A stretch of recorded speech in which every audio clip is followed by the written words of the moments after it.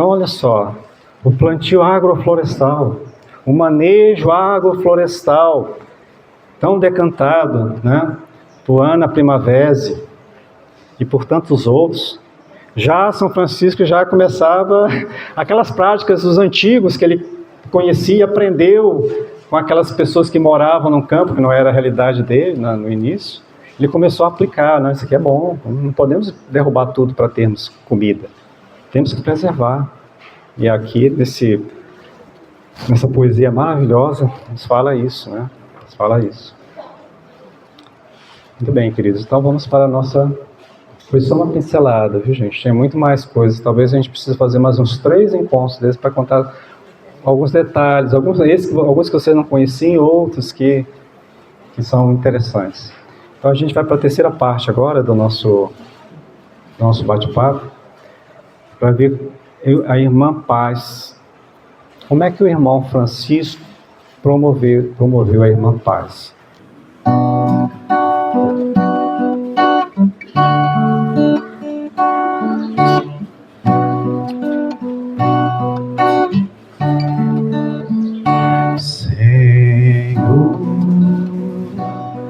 Fazei-me um instrumento de vossa paz.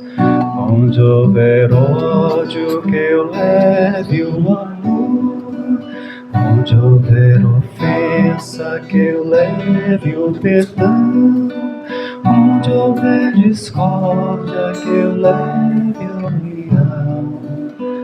Onde houver dúvida, que eu leve a fé.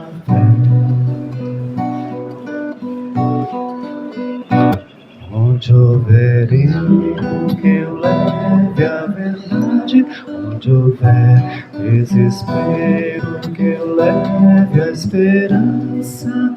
Onde houver tristeza, que eu leve a alegria.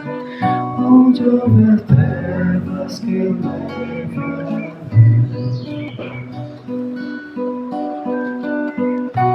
Ó Mestre, fazei que eu procure mais consolar que ser consolado, compreender que ser compreendido, amar que ser amado, pois é tanto que se recebe, é perdoado que se é perdoado, e é morrendo que se vive para a vida eterna.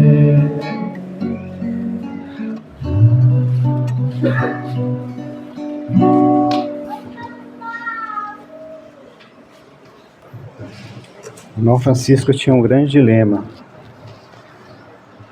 Ele foi criado de uma maneira a buscar a beleza, a buscar o contentamento, as delícias da vida. Era um bom vivan. E sempre quando ele se afastava dos muros de Assis, avisava: olha, não vá ter como as pessoas que usam as roupas, que têm sinos pendurados no pescoço. São mortos-vivos. E se você estiver com eles, você pode se tornar um também. Então essa era a educação que se dava à época.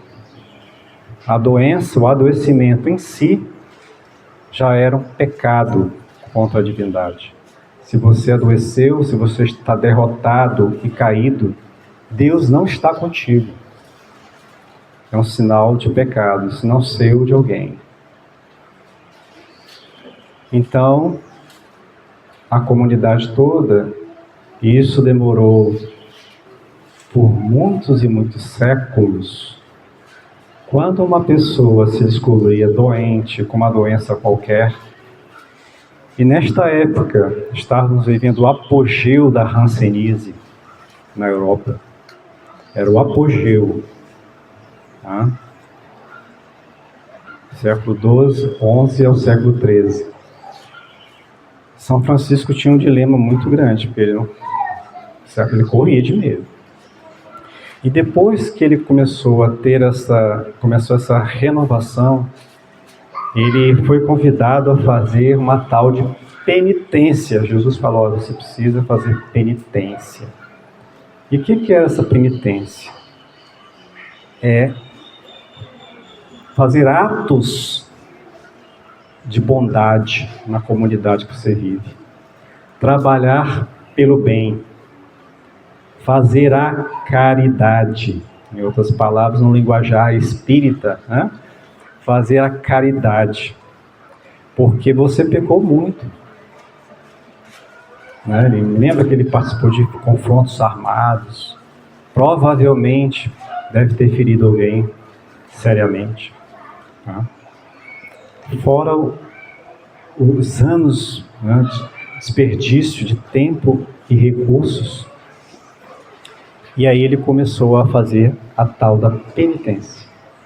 E o primeiro desafio dele foi encontrar um ranceniano, que naquela época chamava de leproso, né, lepra. Só no Brasil, se eu não me engano, é que se chama de hanseníase. Em outros lugares, inclusive nos artigos científicos, se chama leprose. Ainda não mudaram para hanseníase. Hansen é que descobriu a cura, o antibiótico, né? Estudioso. Lá no século XX. Então, ele desceu do cavalo, encontrou aquela pessoa, né, doente, e foi ao encontro dele e o abraçou. E ele sentiu ali uma renovação muito grande com aquele gesto, né, de bondade. Apesar de sentir asco, sentir incomodado, ele foi obediente. Ele obedeceu. Abraçou, sentiu muito bem, beijou em seguida, deu dinheiro e foi embora. Diz ele que depois daquilo, tudo o que ele conhecia, não existia mais amargo, não existia mais nenhum sofrimento na vida dele. Tudo o que ele via agora era doce. E aí ele começou a fazer a penitência, que é estar junto dos nossos irmãos rancenianos, naquela época, na Gafária, né? Os Gafários, de San Lázaro de Lamarck, de Muri, São Lázaro de Muri, que era próximo de Assis, que não existe mais. E em outro também, São Lázaro de Marque, de Arte, São Lázaro de Larte. Então, nesses dois eram próximos de Assis. Depois ele foi lá ao Hospitale de São Lázaro em Gubbio. Né? Esses eram os mais visitados por ele. O Gubbio era mais afastado, uns 80 quilômetros. Então, ele começou a ajudar, a estar com os leprosos. E aqui foi trabalhando, reformando as igrejas, algumas pessoas da juventude dele atrás, o que está vendo, o que está vendo. Aquela história que você já sabe, que eu não vou repetir, ele entregando a sua herança, né? Como a música falou, entregou a sua herança. Eu não preciso da sua herança, papai, eu sei que o dinheiro é seu, não vou fazer caridade com dinheiro alheio, não é certo, realmente, mas tudo bem, eu abro mão da minha herança. Agora eu só tenho o Papai do Céu como pai e aceito a sua impugnação junto às autoridades eclesiásticas lá de Assis, né? Bispo Urgulino. E assim ele começou a dar roupas de ermitão, roupas de camponês, viver fora dos muros, e depois começou a pedir auxílio aos lazarentos, aos leprosos, aos rancenianos, como eram conhecidos. E ser ranceniano nessa época significa a morte civil. Você sabe o que é a morte civil? Vamos fazer um velório seu, tá? Você vai sair da cidade, partir de determinada data, você morreu para nós. Deixou de existir para a comunidade. Você está morto. Seus bens vão ser distribuídos para os seus parentes, que vão ficar na cidade. Se você não tiver, vão ser tomados pela administração. E você vai ser declarado morto. Era declarado morto e é expulso da cidade. Se você era casado, está divorciado, está separado. Se você vai casar, não vai mais casar. E você era retirado da cidade. E você era obrigado a usar uma roupa, pendurar um sino, alguma coisa que fizesse barulho, e você era obrigado a balançar para avisar que você estava passando para as pessoas se afastarem. Então São Francisco falou, olha, vamos fazer a paz, sim. Eu faço a paz com relação aos animais, eu faço a paz com relação aos conflitos aí entre as comunas, eu faço a paz indo lá a Jerusalém falando com o sultão, tá bom, eu faço a paz. Mas a paz mesmo que eu vou trabalhar é a paz dentro do leprosário, dentro dos gafários. Dentro dos gafários. E ele começou a habitar também os gafários. E os amigos que vieram depois falaram assim, você quer fazer parte? Você quer ajudar? Então vamos. Onde é que você está indo? Lá para os nossos irmãos lá do hospedale de São Lázaro. Vamos? Mas precisa disso? Precisa, é a penitência. É o que você tem que fazer para fazer parte. Nós vamos ajudar os nossos irmãos em dor. Eles são a representação de Jesus. Eu vejo neles o Cristo que sofreu.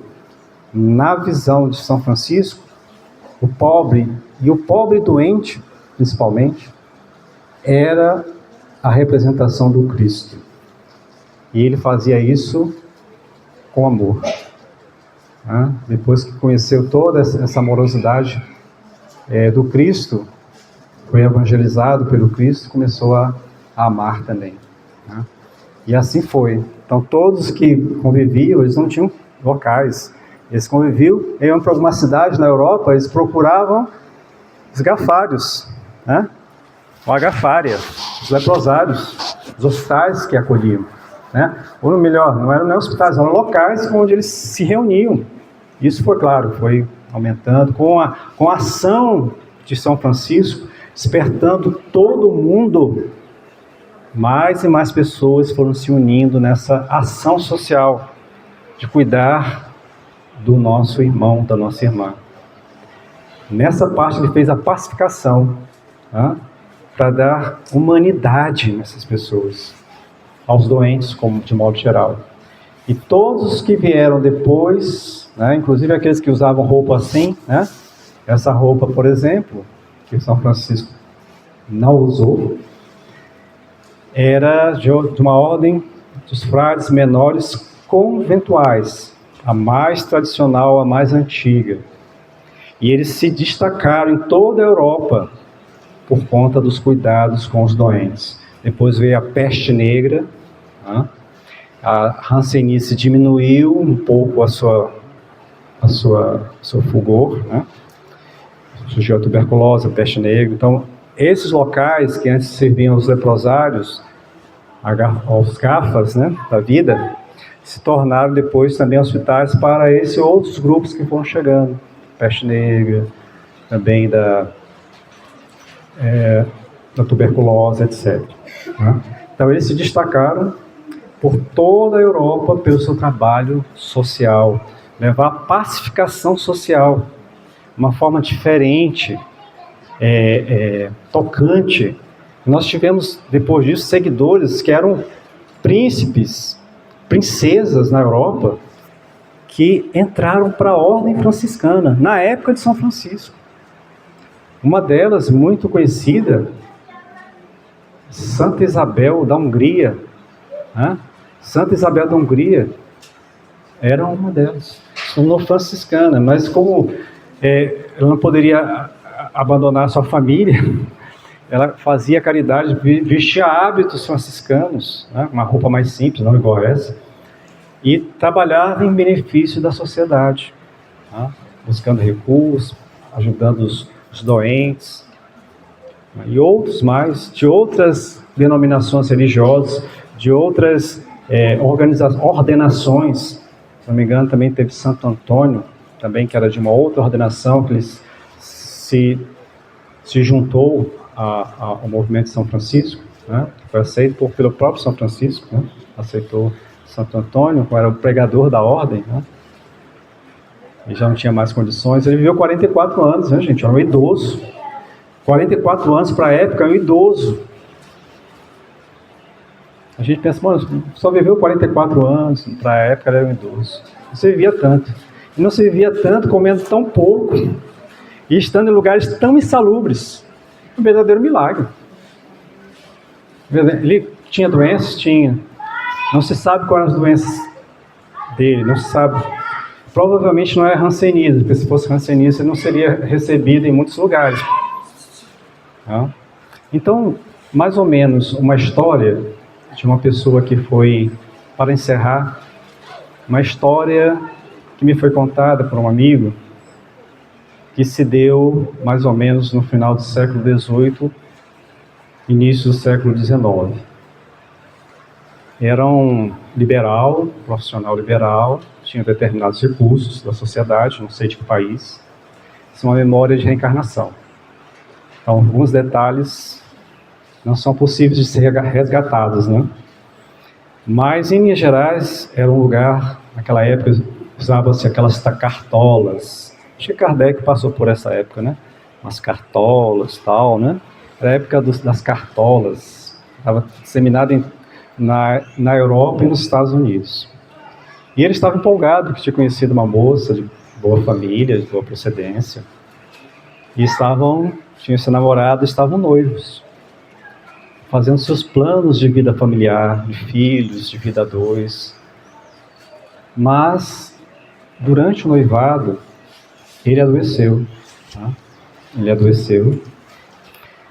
E ele lembra que ele teve que comunicar à família que não poderia cumprir com o compromisso assumido. E assim, ele deveria se afastar, não só da noiva, como também da sua própria família. E ele me falava da tristeza que foi isso, porque ele nem pôde nem se despedir da sua noiva. Nem de longe quiseram receber. Apenas mandaram um cartão para ele, aceitando o rompimento do compromisso assumido. E ele foi levado para viver, né, a madureza dele era jovem ainda, a viver numa instituição onde foi recebido por uma pessoa que estava vestindo com essas roupas. Com essas roupas. E aí nós fomos investigar junto com ele e descobrimos que foi uma instituição administrada pela Ordem dos Frades Menores Conventuais, que usavam esta cor, né, no seu hábito franciscano. E aí ele me falava da sua grande tristeza. Né? Ele falou que ele foi para esse lugar, praticamente o mundo para ele tinha acabado. Ele tinha, realmente, sentia que tinha se despedido da vida. Porque todos os planos dele de vida, né, estava centrado nas atividades que ele tinha, família. Ele teve que deixar tudo de lado e sair da sociedade. Né? Então, em homenagem aos nossos irmãos da Ordem dos Frades Menores Conventuais, né, e de toda a ordem, nós agradecemos pelo seu trabalho em acolher, em tratar, não só os ancenianos, mas todos os doentes e pobres no mundo todo, né, no Brasil também, e todos os de boa vontade, todos os cristãos que se dedicam ao cuidar da saúde do seu semelhante. Nós agradecemos a São Francisco por ter abraçado esta causa, né? Resgatado, dado dignidade e espiritualidade para tanta gente que vivia sem esperança. Ele realmente foi, para milhões e milhões, um novo Cristo que esteve entre nós. E o ano que vem faz 800 anos da sua desencarnação 1226, 3 de outubro, né? Se comemora dia 4, mas foi na noite de 3 de outubro, né, que ele desencarnou. A ele, a nossa gratidão, a Escola Maria Teixeira, a FECIFA, a todos aqui presentes, o nosso abraço, nosso reconhecimento, muita paz e muito bem a todos.